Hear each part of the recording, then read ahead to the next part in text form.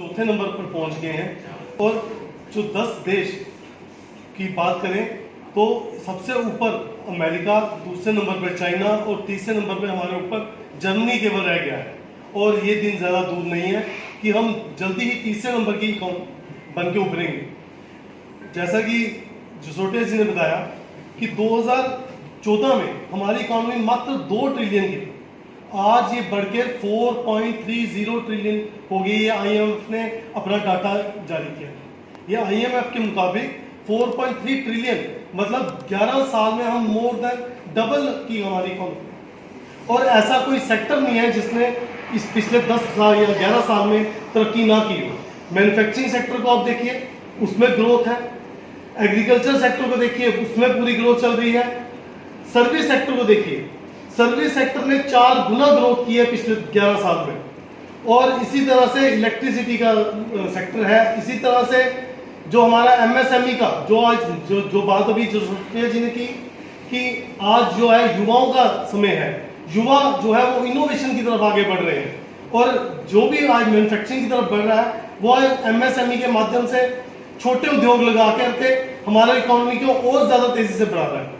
क्योंकि जितने ज़्यादा उद्योग लगेंगे उतनी ज़्यादा एम्प्लॉयमेंट जनरेट होगी। आप जम्मू कश्मीर की एग्जांपल लीजिए, 2021 में जो पॉलिसी आई उसके अंतर्गत आज तकरीबन 4 लाख से अधिक लोगों को नया रोजगार मिलने जा रहा है।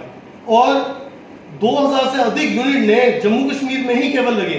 तो पूरे भारतवर्ष की क्या स्थिति रहे? हमारा एक छोटा सा प्रदेश अगर इस तरह से तरक्की कर रहा है तो पूरे भारतवर्ष में आप खुद सोचिए कि किस तरह से तरक्की हो रही है। बहुत बहुत धन्यवाद। जसोटिया साहब, जिस तरह से आपने कहा है कि हमारी इकॉनमी में कोई काफी बड़ी खुशी की बात है, लेकिन हम पर कैपिटा इनकम की बात करें, हम सबसे पीछे हैं। मतलब कि एक आदमी की कितनी कैपिटा इनकम है वो जो है वो बिल्कुल कम है। इसी तरह से 85 करोड़ लोगों को हम अनाज दे रहे हैं। तो इसका मतलब हुआ कि वो 85 करोड़ लोग जो हैं वो अनाज खरीदने की हालत में इस तरह से अगर जो इकॉनमी बढ़ेगी तो सबसे पहले तो लोग है ना, लोगों की तरक्की होनी चाहिए, लोगों को रोजगार मिलना।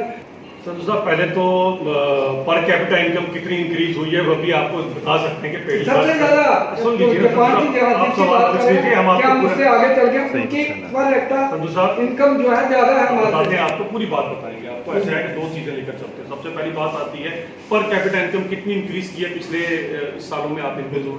2011 में जो हमारी पर कैपिटा इनकम थी उससे आज 2025 में हम तकरीबन 6 गुना बढ़े हैं।